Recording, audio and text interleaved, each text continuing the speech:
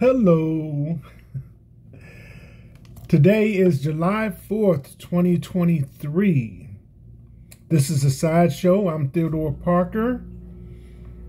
And today, the weather in this part of the country will be no rain, going up to 86 degrees. Humidity at 93%. Air quality index is moderate. And pollen will be very high. Between smoke drifting down from Canada, record heat waves in the triple digits, and thunderstorms, 100 million people have been affected by the weather over the past week.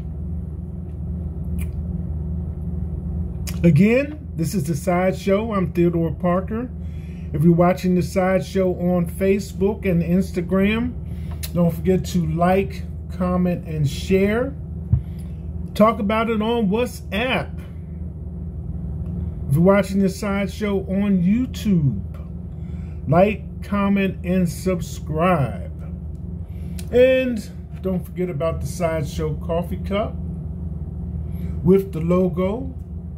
11-ounce ceramic, dishwasher safe, black with white letters. Sip of water.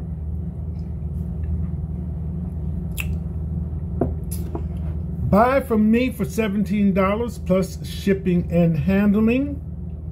Pay me through Cash App. $ TR Parker 1.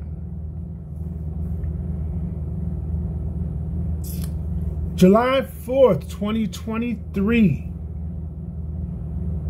Celebrating Independence Day, first established July 4th, 1776.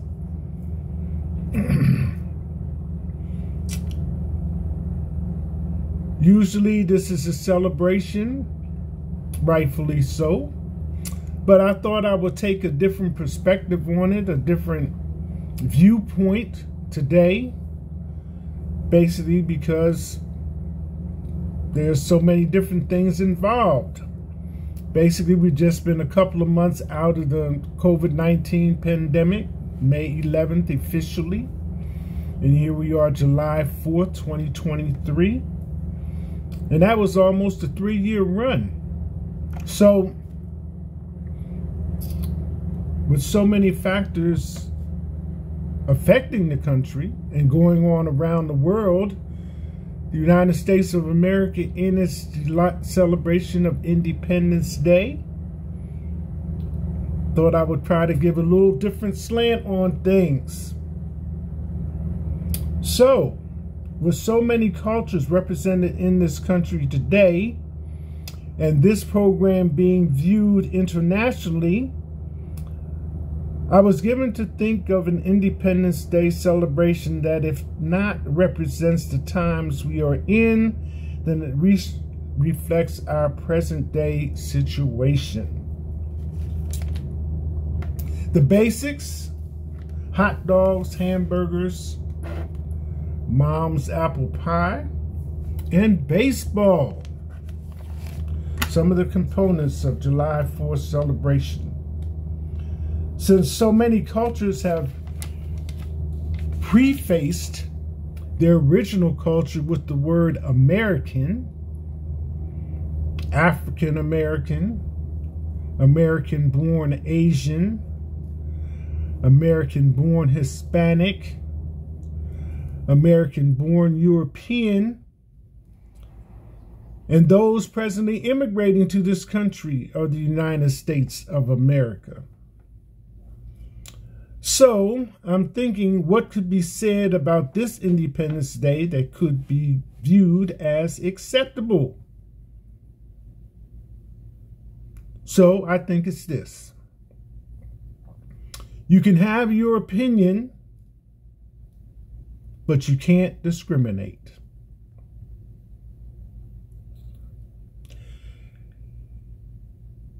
In New York sits the Statue of Liberty, a gift from France. And within the last week, France has experienced protests and marching across their country because a policeman shot a 17-year-old Algerian boy. Algiers is in France, and typically Algerians are dark-complected people.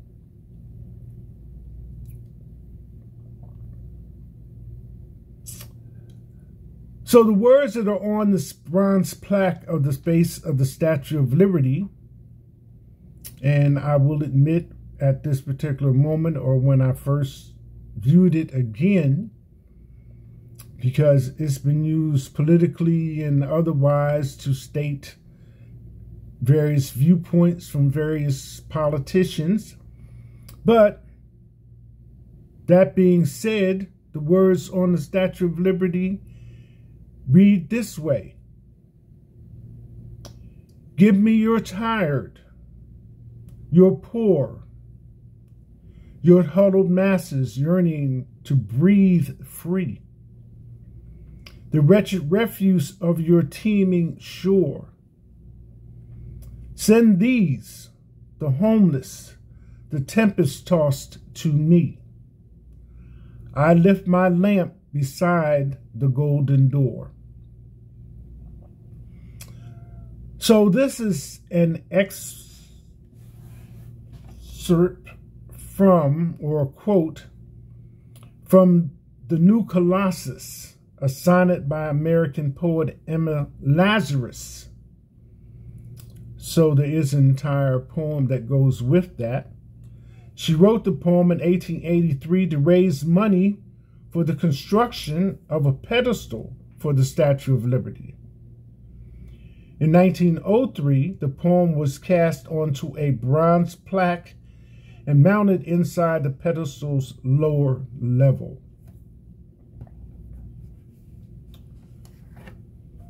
Excuse me.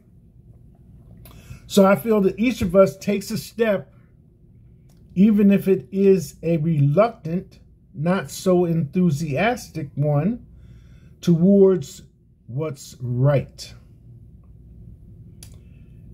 Taken in this context, Frederick Douglass' speech on July 4th, 1852,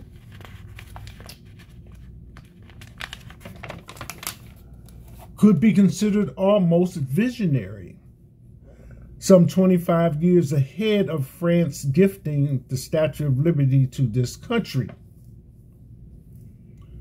On July 5th, 1852, Frederick Douglass gave a keynote address at the Independence Day celebration and asked, "What to the slave is the 4th of July?" Usually this speech is in the form of quotes from parts of the speech, but on this occasion, I was able to find most, if not all of it. So here we go.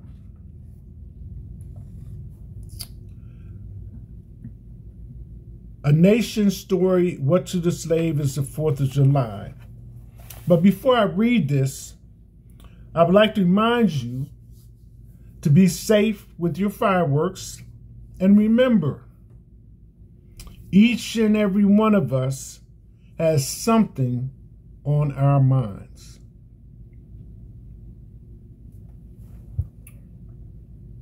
This Independence Day, July 4th, 2023. Here we go. On July 5th, 1852, Frederick Douglass gave a keynote address at an Independence Day celebration and asked, "What to the slave is the 4th of July?" Douglass was a powerful orator, often traveling 6 months out of the year to give lectures on abolition. His speech, given at an event commemorating the signing of the Declaration of Independence, was held at Corinthian Hall in Rochester, New York.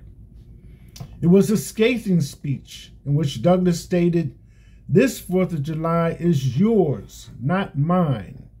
You may rejoice, I must mourn."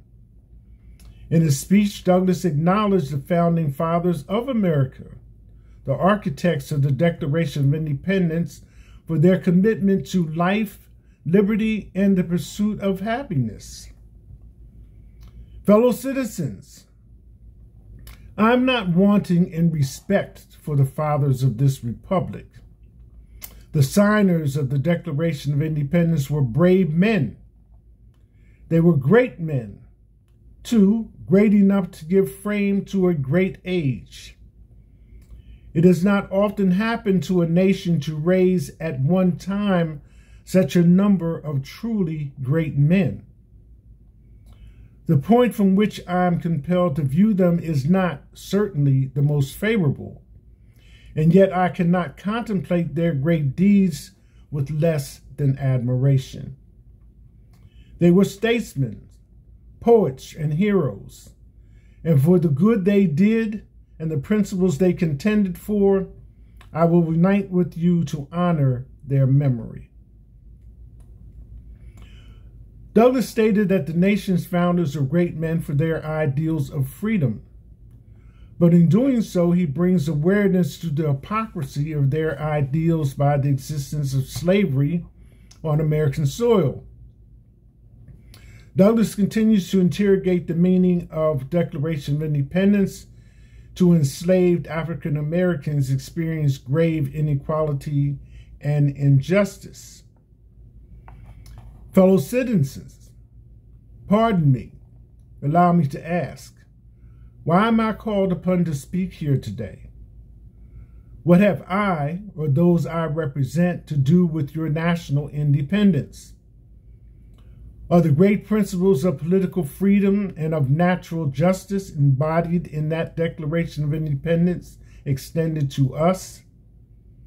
And am I therefore called upon to bring our humble offering to the national altar and to confess the benefits and express devout gratitude for the blessings resulting from your independence to us? I say it with a sad sense of disparity between us. I am not included within the pale of glorious anniversary. Your high independence only reveals the immeasurable distance between us. It continues, would to God, both for your sakes and ours, that an affirmative answer could be truly returned to these questions. Then would my task be light and my burden easy and delightful.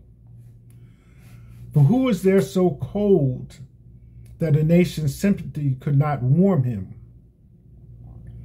Who so obdurate and dead to the claims of gratitude that would not thankfully acknowledge such priceless benefits? Who so stolid and selfish that would not give his voice to swell the hallelujahs of a nation's jubilee when the chains of servitude have been torn from his limbs? I am not that man. In a case like that, the dumb might eloquently speak and the lame man leap as a hart.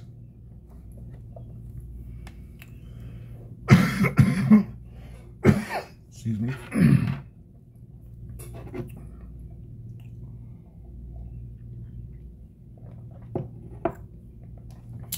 But such is not the state of the case. I say it with a sad sense of disparity between us. I am not included within the pale of glorious anniversary. Your high independence only reveals the immeasurable distance between us. The blessings in which you this day rejoice are not enjoyed in common. The rich inheritance of justice, liberty, prosperity, and independence bequeathed by your fathers is shared by you, not by me. The sunlight that brought light and healing to you has brought stripes and death to me. This 4th of July is yours, not mine. You may rejoice. I must mourn.